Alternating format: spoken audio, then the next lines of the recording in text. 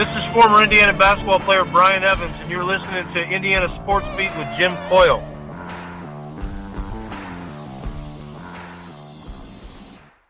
Today's guest is brought to you by Reynolds Family Dentistry of Sellersburg. You need $1 million smile for those championship photos, and that's exactly what you'll get with Reynolds Family Dentistry. Fouls to give. Looking. Creek. Got it! Sideline Cancer wins, and they go to the championship.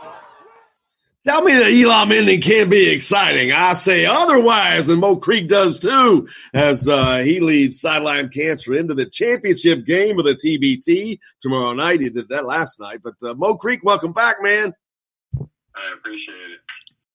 Appreciate you having us on, or coming on with us, rather. But Todd's with me as well. Man, those last couple of games, you can tell you guys are playing with a freaking purpose. I mean, the game before, you took a team that was an upset, but you guys were up on them and really kind of handed it to them. And then yesterday, you kind of had to fight through some adversity, but no matter what, was there at the end. What an exciting finish. Congratulations. Thank you. So what happens, Mo? What happens after a game like that? I mean, I know in general, in years past in TBT, you hit a big shot like that, everybody would have gone out and celebrated. What's the celebration like when you're in the bubble? Like, what do you guys do when you go back after a big game like that? Well, after every game that you win, you go to the bar and you get a little shot of E&J.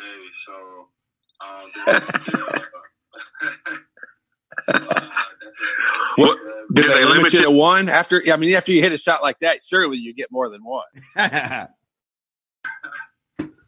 Well, I'm going to take just one. I'm still locked into a goal. So, this is what TBT does for us, and I appreciate that. And it's a team thing as well. So, I'm just happy that, they're doing that for us. How we got a win yesterday against a great overseas elite team and, moving on to the finals. They're probably going to cut Mo back a little bit. They're not going to give Mo's been seriously. Shots, man. after the game, just because I don't think they really explain it when we're watching it on TV. But so I know that you guys stay in the bubble because you're still playing and you're still going to win. Does a team like Overseas Elite, do they immediately leave after they lose in a game like that? You're off the island, baby. Well, I don't know what happened. Joe might have took a private jet and went home, but I think that they would probably stick together as a team. Being honest, I thought they'd stick together instead of the team go to the other site till tomorrow. Probably just try to head home, and they'll regroup for next year. They know they were missing a couple of key people, and I guess we needed them to miss a couple of key people because I mean, we talked about some of these teams having some NBA guys. You just mentioned, I think it's Joe Johnson, who wasn't it him? It was a 12th all-time either percentage in three-point shooting, I think, from a percentage standpoint maybe, but 12th all-time. And either way, I don't care what this stupid category is. It's three-point shooting, so the dude can put it up. So the competition was getting higher and higher, and, man, you guys have withstood the challenge. Yeah, and he's an NBA vet. He's so I told him after the game, like, man, you're so savvy, you're so poised, you just make the game easier than what it really can be. And when you play with somebody like that or playing against somebody like that, you learn a lot from the game. I mean, that man is all NBA. He's an elite scorer. He's done it with multiple teams. It is amazing to play against somebody like that and learn from somebody like that. And I talked to him after. He was like, man, y'all don't get tired. He was like, man, I thought we would have got y'all because y'all, y'all would play the whole game, but y'all did not get tired. He's like, man, that's great. He's like, man, the game was great. I appreciate y'all for giving us a great game. Even though we lost, it's just the competition level that brought basketball back. You know what I mean? So to hear that from him and how he just not salty that he lost, but he was more praising that, we gave him that type of competition. It meant a lot to me. But it also shows, man, that there's just it's like any sport at the highest level. There's a razor thin line between this side and that side, the NBA and under the NBA. There's a ton of guys, yourself included, that are right there, and there's a razor thin line back and forth on that line. And the competition level is that close. Looking forward to that. And how about your boy Ramey, man? He's been playing well too. You guys have been a great duo. Yeah, Remy's what I call the glue to stick the pieces together because of his heart and his soul. To the team, he's our glue man. And without Remy, none of this is possible. Without any of these guys, none of this is possible. But you got to give a whole rack of shout out to Remy just because of the fact that man has done so much for the team. He the one that brought me together. Him and Jermaine was the ones that told me to play on this team in the first place, and it started 3 years ago. Jermaine didn't make it with us, for the past couple of years, but for me and Remy to stick together just for the sake of what Jermaine did for us, and for Remy to put on a show like he's doing in this league, that man deserves all of an NBA shot, and he's always going to be that NBA dog that I know he can be. He just never got the opportunity, but he deserves a lot more credit than what he's getting. Well, Todd, he'll be on with us tomorrow, so let's really – I already hope they win, but I really, really hope you guys get that done tomorrow night because he'll be a lot happier, Todd, when he comes on. Yeah, no question about that. I've watched the replay several times, Mo, and to me, the shot that you made was awesome. Obviously, that's that gamers make those shots, and that's just an incredible shot that you made. But just as impressive to me was you saving the ball from going out of bounds because there's not a chance in the world I thought Marcus Keene was passing that ball when he went up to shoot it. And when he threw it, I thought it was going straight out of bounds. And your save was as good as the shot that you made, I think. Yeah, the thing about it was I was looking for him to shoot it, and then when he said the ball slipped and he passed it, he called my name, and it caught my direction to go towards the ball. And I had, having a 6'11" wingspan, I caught it with one hand. I was like, oh man. But then I was like, I knew when I got the ball, I wasn't giving it back out just because of the fact that I knew it was needed. I knew Burrell had just chased King coming off the screens and stuff like that. And so when he threw it, and Justin Burrell I got another screen from BT, and when Justin didn't show up, and I got this ultra quick release, I said, yeah, this is going up.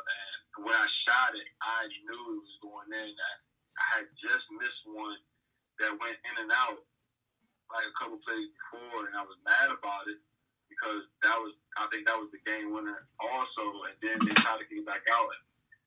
We got the offensive rebound, but it ended up getting stripped or fouled, stripped, whatever the case may be. Right. They had a chance to go down, and by the grace of God, the coach called the timeout because we were at a disadvantage. And so we got our defense back together, and then ET makes a hell of a wall up on Joe Johnson, and then we come back down the other way, and we get one of the best shots that we could have got.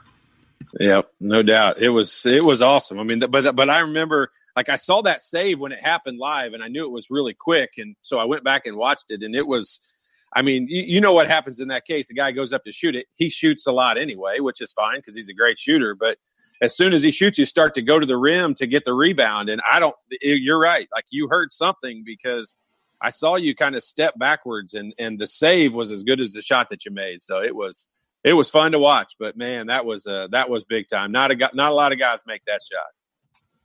Appreciate it.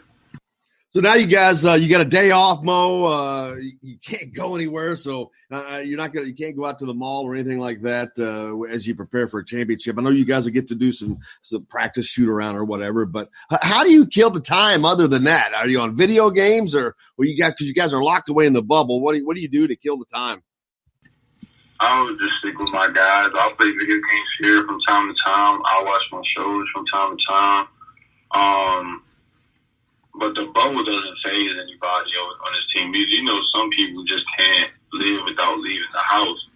But, you know, I like it low-key because it just keeps us locked into what our job is and what our goal is, you know. So, and for this tournament, having the bubble has had this whole team locked in. One, because we're the underdog. You were the underdogs the whole tournament. But for two, it just we have a mission, we have a goal for everything. So, you know, I'm not mad about the bubble. You know, I know a lot of people are like, man, we can't even leave or stuff like that, or even the case may be about other places. But you know, you got a job to do. You might want to go ahead and do that job and then worry about everything else later on. Man, there's a lot you guys get prepared. I could not be happier for you to be in the position that you're in. You could tell at the start of this year that, I mean, you guys are always serious, but there was just a different tone this year. And there's been some upsets. And so the bubble seems like it's helped you guys stay more focused. Yeah, I would think so. I mean, this is probably the most focused we've been. We all came with a goal off the rip. So we knew what happened last year with us losing to the Golden Eagles last year. So we had a goal in mind to get to the championship. And for us to be here just shows how locked in we was the whole time that we was here. We took it personally that we was already ranked 22 out of 24 teams, so that was kind of disrespectful to us, knowing what we did last year in Wichita. So we already had that chip on our shoulder just because of the fact that they kind of disrespected the committee, kind of disrespected us on that. But just having the bubble kept us more locked in, kept us more together, and, you know, we enjoy being together. Well, man, we sure do enjoy watching you guys, and we'd like to watch you win one more, and we wish you the best because it's a winner take all. That's the people don't need to remember that. This is a winner take all deal, and there's a lot of money on the line. I mean, it was going to be $2 million. It's back to $1 million this year because of COVID, but man, that's a big prize dollar on the line there for you guys. Yeah, it's definitely a big prize. I mean, who can say, you know, other than a rich person, who can say, like, winning a certain amount of big money like that for 2 weeks wouldn't be the way to go? So this is definitely the winner-take-all type thing. I'm excited. This is the team knocked us out last year, so this is just another chip on our shoulder to go out there and get it done. And I know all my guys are going to be ready just because of the fact that we worked so hard to be here. We've done so much to be here. So I can't wait. I know my guys can't wait. Let's just see what happens tomorrow. Well, I know Hoosier Nation is supporting you guys. I guess Tom Crean's going to have some split allegiances here, Todd. You've got a Marquette alumni team going against Ramey and Mo here. So he's going to have some split allegiances. Have you talked to Coach Crean at all during this deal? I haven't talked to Coach Crean at all. I don't know if Ramey talked to Coach Crean. He did tweet out to me and just told me, man, he's happy for me and Remy for the work that we're putting in during the TBT tournament. So I just told him thank you. I really do appreciate it. And, you know, I know he's watching. Well, man, we're all watching, and Hoosier Nation is watching. Everybody wishing you guys the best, supporting you. We hope you bring it back. Remy's going to be on tomorrow, so hopefully we're talking about a championship and not just a hell of a run for you guys. But congratulations, Mo. Great run. Hope you guys can pull it in. And if you do win, we're definitely going to have you guys back on for sure. But great. Best of luck, brother. Let's get this done. Yes. Appreciate y'all. Thank you for having me again. This is Jim Coyle from Indiana Sports Beat with Coyle and Leary. Indiana Sports Beat is now a part of the Rivals Network. You can go to thehoosier.com to sign up. It's free. Catch the show there each day live or at your convenience. You can also like or follow us on Facebook, follow the show's rebroadcast anywhere you podcast. If we're not on a radio station where you live, we should be. Let your local station know they need to carry Indiana Sports Beat with Coyle and Leary, or simply go to thehoosier.com.